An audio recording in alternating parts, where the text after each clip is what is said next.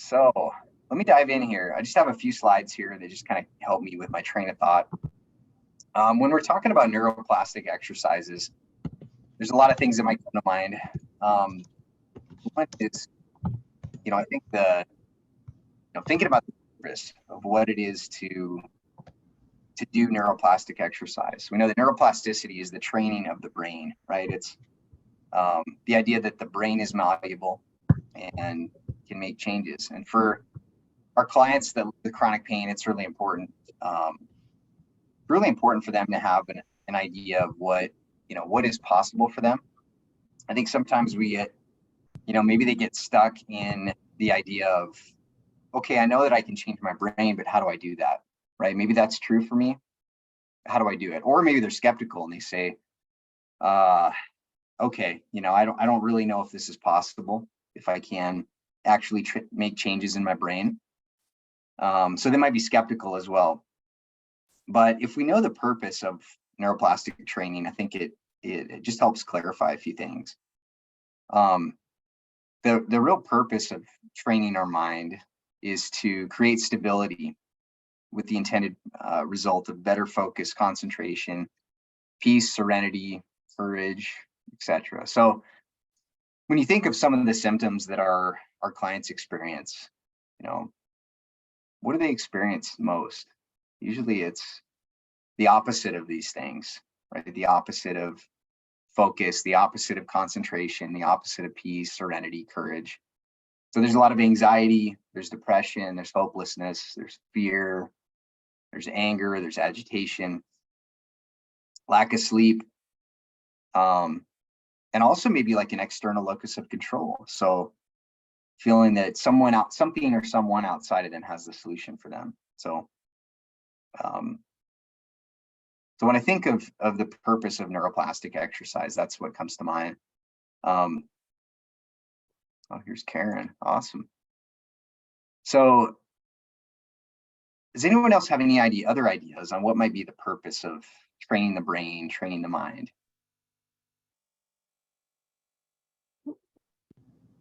Well, you talked about external locus of control kind of being maybe an issue. I think it's always an issue when it comes to neuroplastic struggles and chronic pain, because the medical model, which is great in some situations, causes us to look to the expert for the one solution to the one problem, whereas complex pain is complex because there's a lot of things feeding into it, and it's our one solution, one cause mindset goes against everything that complex pain is.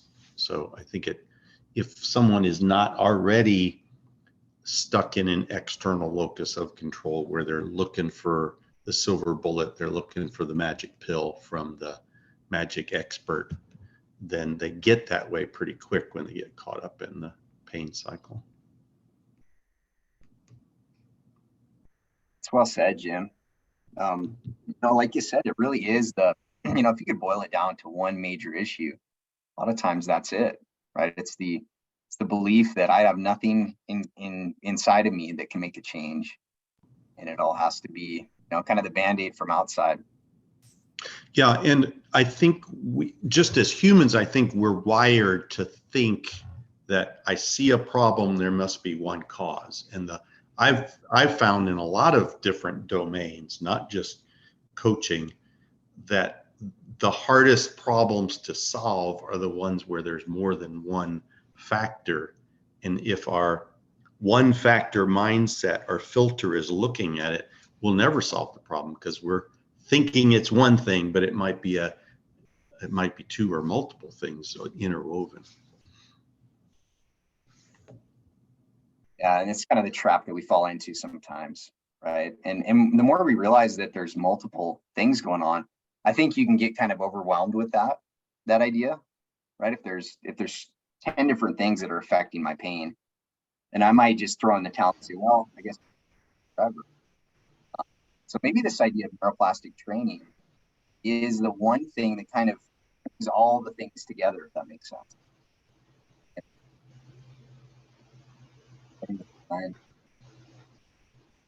Yeah, I would like to just add that, Jim, I really appreciate how you put that all together and just the angle you came from.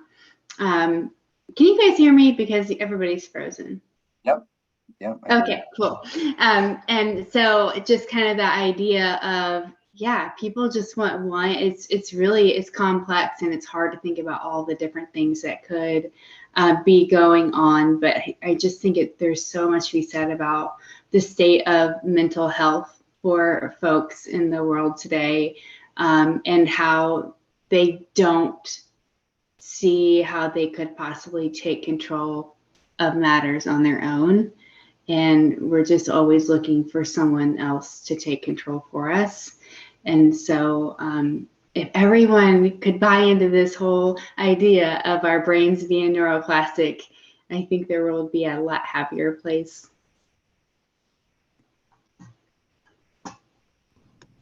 Well, I also think that we can't trust our brains when it comes to chronic pain, because everything about our brain says, I want to fix, I want it now, I want to take care of this. I don't want to think about all the complexity. I want to take the pill.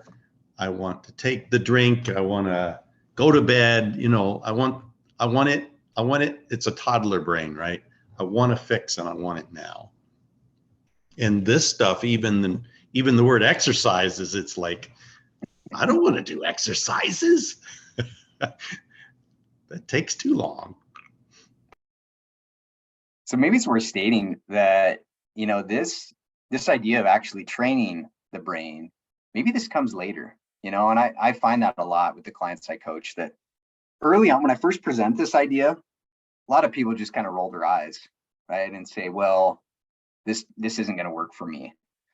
So I've kind of had to shift the way that I present it. And I think at the root of it, you know, if we look at our problem as anatomical, that's pretty intimidating, right? And I think anybody that's had a physical challenge and has tried to fix it mechanically knows that, right? That there's going to be a lot of pain in the process, and it's going to be, I don't know, maybe difficult to fix. But if we boil it down to, you know, really looking at the suffering, you know, what are the components of suffering that we experience?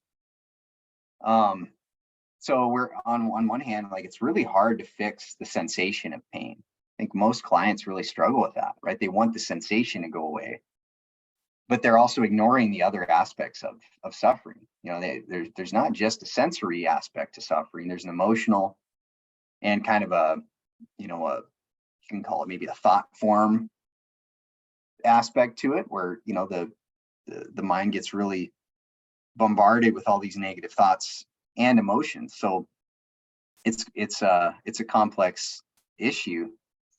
And you know, when I found that the more that I talk about like the different aspects of suffering related to neuroplasticity, the more it makes sense for people, that they realize, yeah, you know what, when I'm really stressed out or really angry, I can feel that in my body, right? And there's a connection between mind and body when that happens. So a lot of this, you know, a lot of the idea of neuroplasticity when we're coaching our clients, it's really about how we present it. And, you know, if we present it as this mechanical, okay, here's what you need to do, here are the exercises you need to do in order to overcome pain, that doesn't always land. But if we frame it in a way of, you know, what are the aspects of suffering for you? Let's narrow that down and explore it a little bit. And then from there, we can talk about how do we train the mind, right? Because the body's going to do what it's going to do, but maybe we have a little bit of control over the mind. Maybe that's our starting point. So again, you know, obviously this is different with every client, but it's something I'm always kind of thinking about. How do I present this in a way that it makes sense and also honors their personal experience with it? You know, everybody has a different experience with this and a different understanding of it. So any other thoughts on that before we jump to the history of neuroplastic exercise?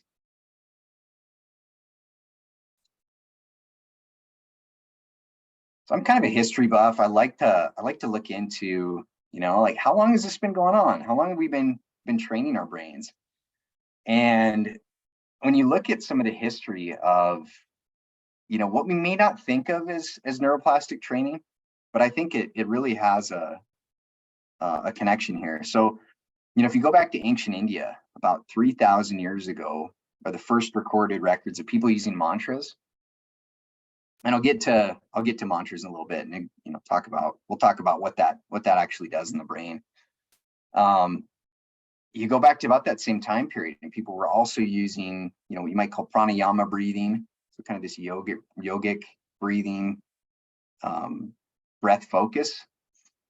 Other forms of neuroplastic training that the ancients used were a lot of oral traditions, especially in a lot of indigenous populations, right? Stories were passed on not through writing, but orally. And so it required a lot of memorization and a lot of, mental exercise in order to do that. On the other side, right, in cultures where there was more written history, the memorization of sacred texts was something that a lot of people did. So, memorizing these really long, sacred texts in all different cultures on Earth. So those were just a few things that came to mind as I was putting this together, that, there's been kind of the use of mental training for thousands of years, and probably going back before recorded history in some way or another. So I think it's good to recognize when we're talking about neuroplastic training, we're not talking about something that just started within the last 20, 30 years. This is something that people have been working on for a long time. Yeah, we kind of assume that we're smarter people because we've got technology now and we're advanced. But yeah, if you think about it, folks who were memorizing things, or whether that's text or whether that's genealogies, the 14 generations between this guy and that guy, and another 14 between this guy and that guy, and their mother. And yeah, that takes a lot of mental exercise, and they were using their craniums a lot before we even thought about using ours. Absolutely. Yeah, it's the old, I think a lot of us are guilty of that, feeling like everything is new, right? All these new concepts.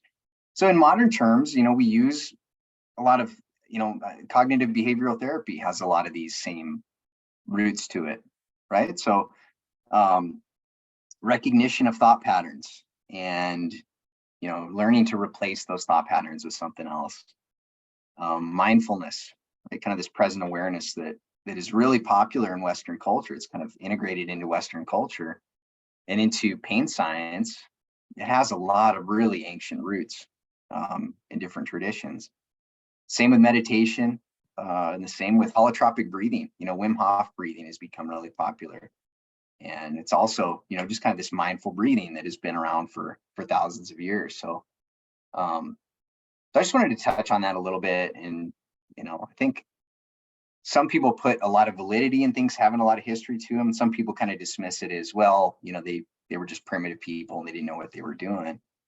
I tend to think that, the ancients had a lot of wonderful knowledge that in some ways we've kind of lost in our material world, right? We're really kind of caught in this, like we were talking about earlier, this like internal or external locus of control. How can I get the quick fix to fix my problems?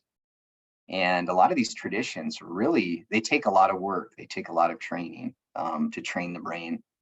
But what we put a lot of work into often has a lot of really good results. So yeah, just a little piece of history on some of this. Any other thoughts on this before we move on?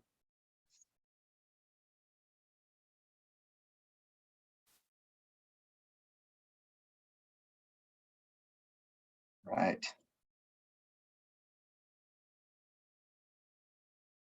So let's talk a little bit about different forms of neuroplastic exercise. And these are just a few things that I put in here. I'm sure there's other ideas, and I'd love to hear, some of the maybe the neuroplastic exercise that you guys have used either on your, with yourself or with your clients.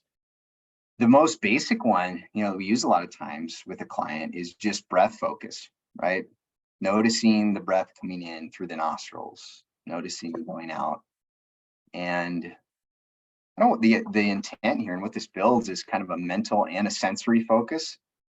So you're putting your concentration on one thing, which is just your breathing. And it's a physical sensation, right? You can feel your air, your lungs filling up with air. You can feel the air coming through your nostrils. And it also takes mental concentration because your mind wants to go everywhere else except for just right here. So that's kind of the basic one. I think it's a good place to start with clients. In my experience, is just starting with some breath focus and creating a little focal point.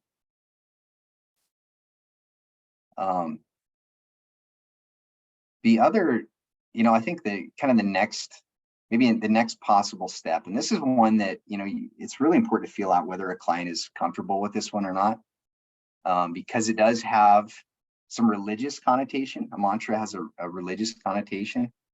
I think we need to be respectful of everybody. And some people come from, maybe a tradition where mantras weren't used. But if a client is open to this, sometimes I'll explore with them the intent of a mantra. So I think it's important to kind of dig into the meaning of different words. And the word mantra, it's a Sanskrit term, and the word manas means mind, and tra means tool or protection. So it's kind of an interesting concept, right? This is, literally a neuroplastic tool, and they meant it in every sense. The ancients meant it in every sense of the word, right? This is a mind tool. This is mind protection. And when you think of, what your mind is subject to all day long, there's negative thoughts that come in and out. There's emotions that our mind is sometimes plagued with. And a mantra creates a focal point. And I think that's if we were to boil neuroplastic training down to one thing, it's learning to pick a focal point and to train the mind to do what we want. I don't know if that's the right way to put it, but training the mind to have the ability to focus on one thing rather than kind of being swept away by, the thoughts that come in and out all the time. So curious to hear, if you guys have any thoughts on this, on what I've said about this so far.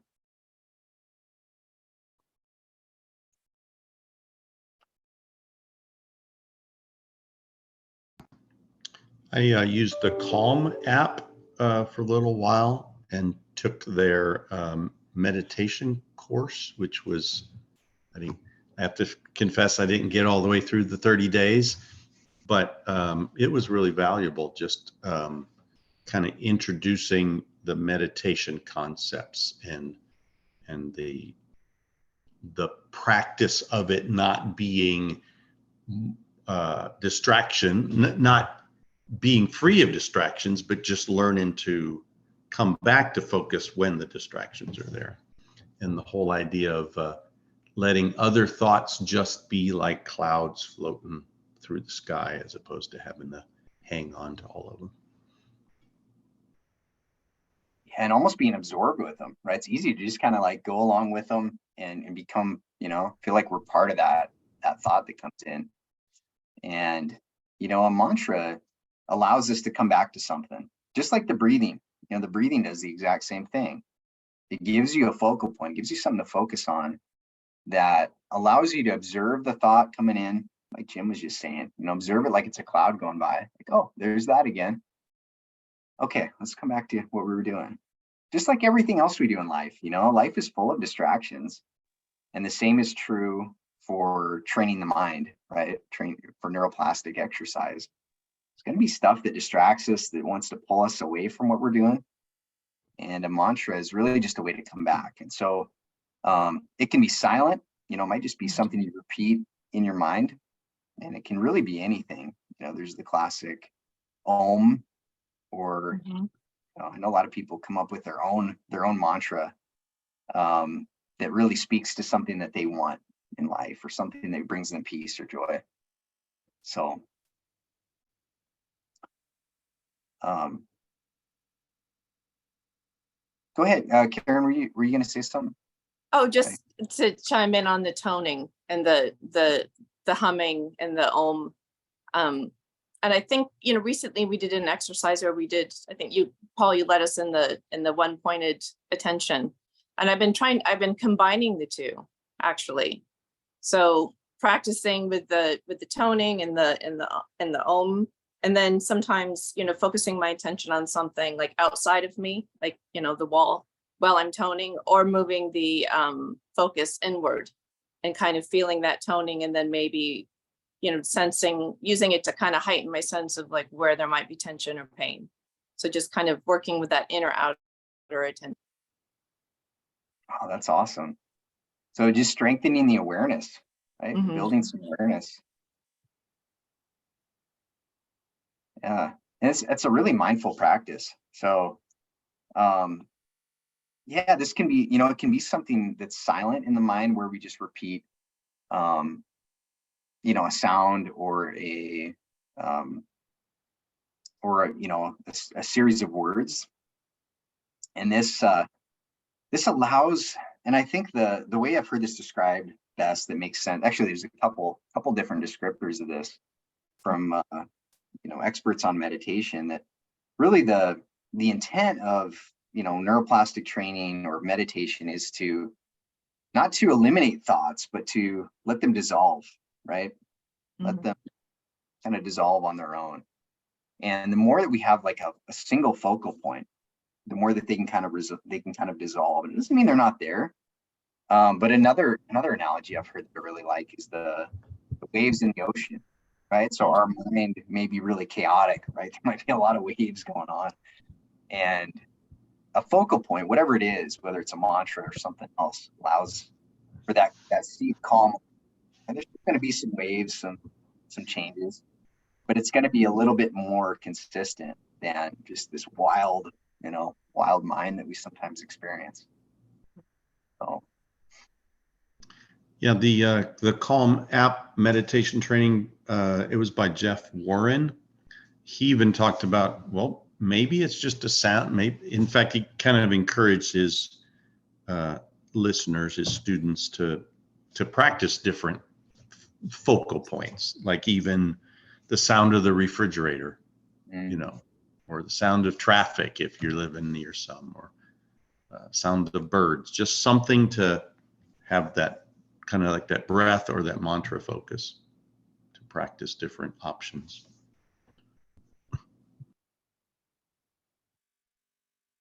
yeah, and that's another example, right? Just using the senses, you know, whether that's what we're listening for with our ears, or, you know, smells that we notice. You know, you might even do a visual meditation, or a vocal, you know, singing or chanting, or something that, you know, produces sound and vibration. That's another one of the senses that we can tap into there. One that I've been experimenting with a little bit is visualization. Just show of hands, anybody here, you know, ever experimented with visualization exercises? It's become, I think it's a very popular. Hey, Charlotte, good to have you. It's become a very popular way of kind of calming the nervous system. I think there's a few different ways to do this, and so I've been kind of trying to experiment with different ways of using visualization. But one is to visualize an image, just a static image, and you might, you know, look at a picture, something that's kind of beautiful that relaxes you. It might be a painting on your wall or something like that, and just try to capture that image in your mind visually, and then close your eyes and try to maintain that image in your mind. It's another way to form just one focal point, and it's challenging. It's more challenging than you would think to, you know, just stay on that one visual. So, you know, you might, you know, a mantra is kind of this auditory focal point, either silently in your mind or through, you know, singing or humming or something like that. And a visual image, a visual focal point, is a little more, you know, obviously it's a little more kind of eye focused or visual focused. So I think, you know, different parts of your brain are active when you're doing that. Another way of doing this, and I think this trains something a little bit different, is visualizing a place or a scene. You see this a lot in guided meditation. What do you guys think? Like, what is being trained when you know, maybe there's kind of a guided visualization where you're asked to imagine a peaceful place or a scene? I'll make that be a little different. I think it helps to calm and clear the mind, because it shuts off your voice as you're being creative and focusing on imagining, you know, all the things that you want to see, really. So yeah, I think it just kind of quiets the mind in that way. I think visualizing incorporates, you know, another part of us. So it kind of really, I know when I do it, if somebody kind of walks through a visualization kind of thing, I just get totally absorbed in it.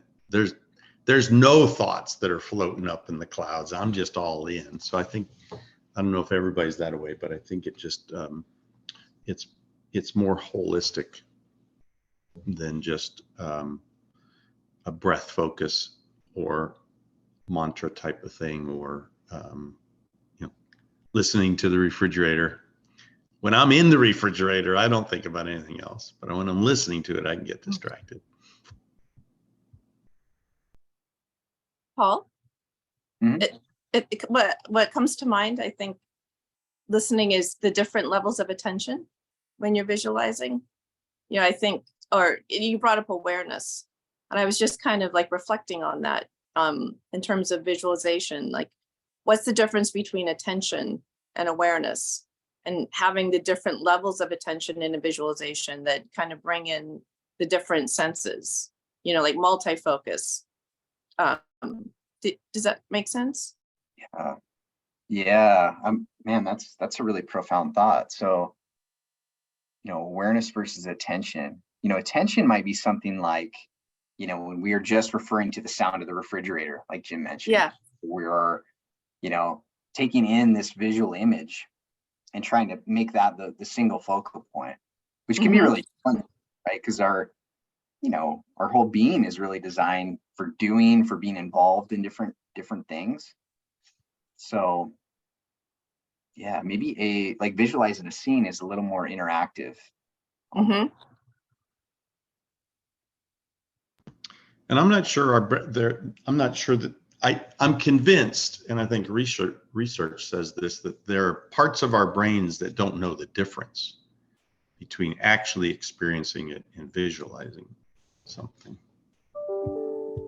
And think about what we're experiencing on a day-to-day basis. You know, like I'm one that's really prone to daydreaming, thinking ahead to like, oh, I can't wait till I'm camping in a couple weeks, you know? I can't wait for this thing that's coming up. And I've noticed that really robs me of the present moment, because fast forward 2 weeks, I'm out camping with the family and I'm already thinking ahead to the next thing. You know, you kind of get into this place of destination addiction where you're never content in the present moment. And so this, I wonder if this, you know, the tool of visualizing a place or a scene, if that really just kind of grounds you to that present moment, right? Where you're actually in that moment rather than just kind of fantasizing or daydreaming about the next thing. I don't know.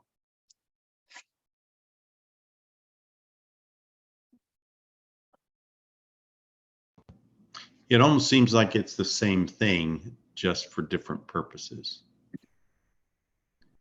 Because if I'm in the middle of a pain episode, but I'm visualizing myself walking along a beach and smelling the salt air and hearing the seagulls and, you know, tasting the drink in my cup that I bought at the, you know, tiki shack down the way, then I'm actually leaving the present and going somewhere else mentally and even physically and emotionally. And that's probably good because it gives me some practice of mindfulness and being able to experience something and not get so experience the calming of the visualization without getting distracted by the current painful situation. Whereas if I'm always living in a different place, then I'm missing out on the good parts of the present. So I'm thinking it might be the same, two sides of the same visualization coin. And I wonder if setting aside time to do that, setting aside time for, you know, you call it daydreaming or visualization or whatever, if that maybe is a healthy way of learning to not do that all throughout the day, right? It's not healthy to do that all the time where you're just never content with the present moment. But if you have a time that you set aside for that, where I can, you know, I can just kind of put myself in that peaceful place. I think that really, you know, really more than training the brain, you're training the nervous system as well to find some calm. And it might be that calm, peaceful, I hate to use the word escape, but it kind of is an escape during the middle of the day. And for our clients, you know, that are, you know, I have a client with CRPS right now that goes through really severe, you know, just ups and downs of pain level. And for someone like that, I think that's a tool where, man, it's really nice sometimes to be able to calm the nervous system, kind of escape the, you know, just the suffering that they're in that moment, and, you know, have some peace and serenity. So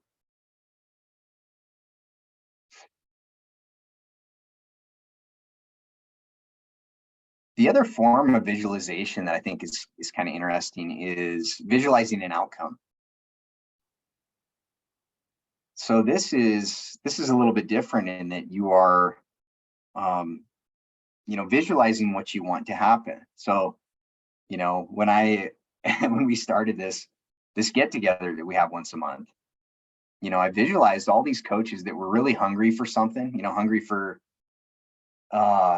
just getting to know other people that are in the same realm and learning, you know, learning things that help really benefit their clients and just finding a place to connect with other people. You know, I had to visualize that before we could come together today and actually make that happen. And I think we do that in everything we do in life, right? All our goals come from the ability to visualize what we want and then developing motivation and willpower to make that happen. So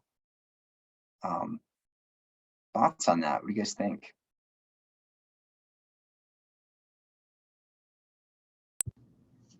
Stephen Covey, in his book, 7 Habits of Highly Effective People, he talks about the first creation and the second creation. And he says everything starts with the visualization, that in order to do something, in order to make something, in order to intentionally experience something, we first have to have what he calls the first creation, and that's the thinking about the outcome.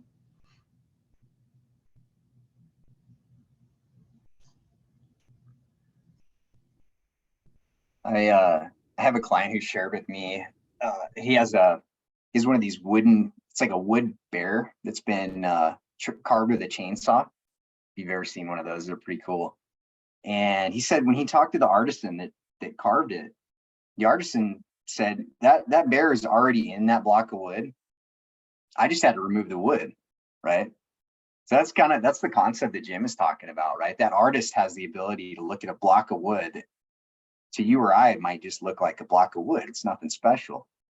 That artisan sees a bear in it, or a moose, or whatever he's going to carve, and just has to remove the wood in order to make that happen. And I thought that was a really cool, you know, we were talking about going out and making something happen, right? When you're not as motivated to do it, you know, and it's hard to think about, you know, how am I going to do this with all my physical limitations? And his reframe was all around, you know, how do I see the bear in this block of wood being the, you know, the goal that he had. And I think that was it was just a neat form of, you know, visualizing the outcome he wanted. And he had a real good metaphor for that. So it was it was a cool share.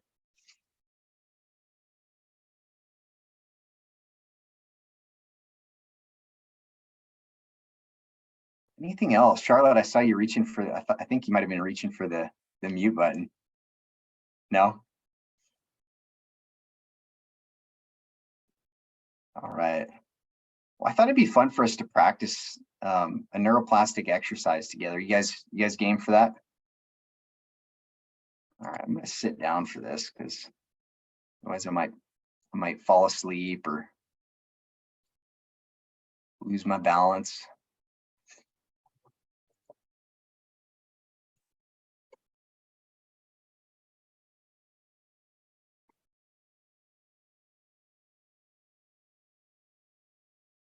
Okay, so we're gonna practice an exercise that requires a little bit of counting in our head. So hopefully I explain this clearly. It's 10 sets of counting from 1 to 10. So we start out by, an example of this would be, in your head, you have your kind of your 1 up here. This is your first set of counting, and you would go 1. When you hit 1, you go back to 1. You go 1, 2.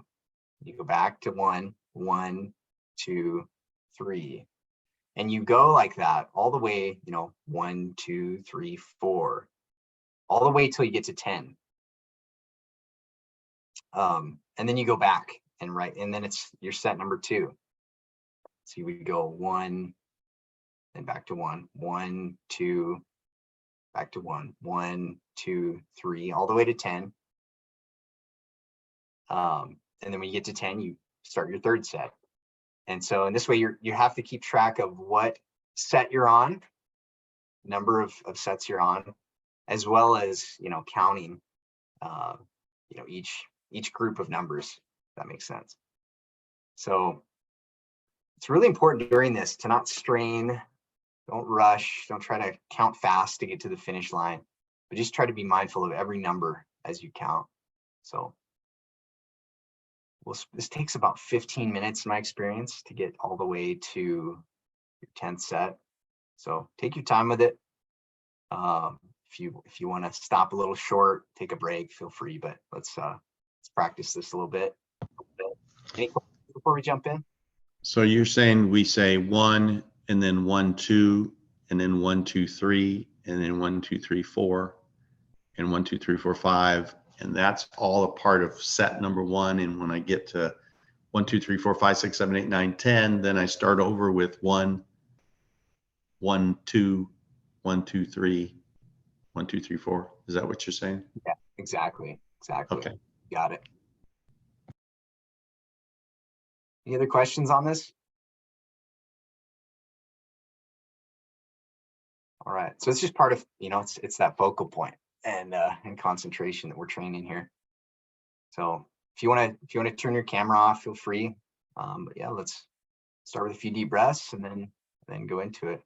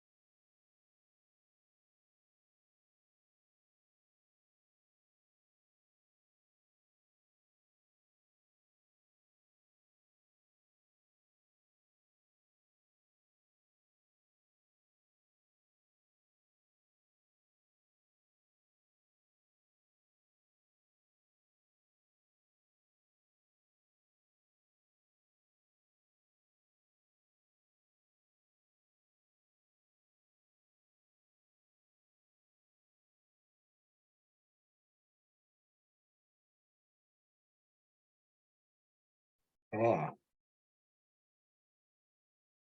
Let's talk about this a little bit, how this went for everybody. Anybody find this challenging? I had to vary the pace. And it was interesting because sometimes I got lost and I kept on counting and I was like, oh, no, no, no. And I had to give myself some grace because it's like, it's okay. It's all right. Yeah, sometimes I had to do 1, 1, 2, 1, 2, 3, 1, 2, 3, 4, 1, 2, 3, 4, 5, just to get through the set. And it was interesting experiment to see the difference between the two. And actually both of them had potentially a calming, focused result. Yeah, I like how you mentioned being easy on yourself. It's really easy with something like this to just kind of like, oh, dang it, I screwed it up again, you know, and be kind of hard on yourself. But yeah, giving yourself some grace, rolling with it when you don't do it perfect. Any other experiences doing this? I had to do some tapping. So I tapped with with the hand that was keeping track of the sets, and I was tapping on my knee to keep doing that. And by the 10th set, I was like tapping both hands and tapping my feet. I was about ready to get up and dance, but Wish we could have seen the performance, Jim. This would have been good. yeah. The Awesome. camera, the video was turned off, Paul, intentionally.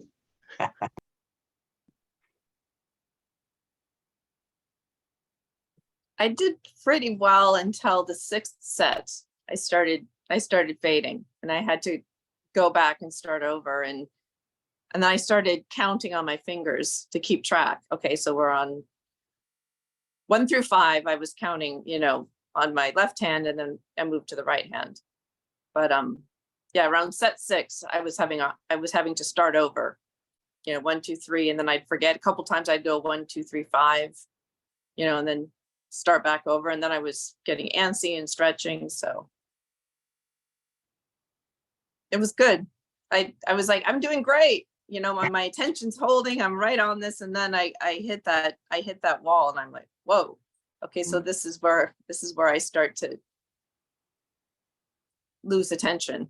So I just went back. Good awareness. Over and over. Be aware. Yeah, of it'll be.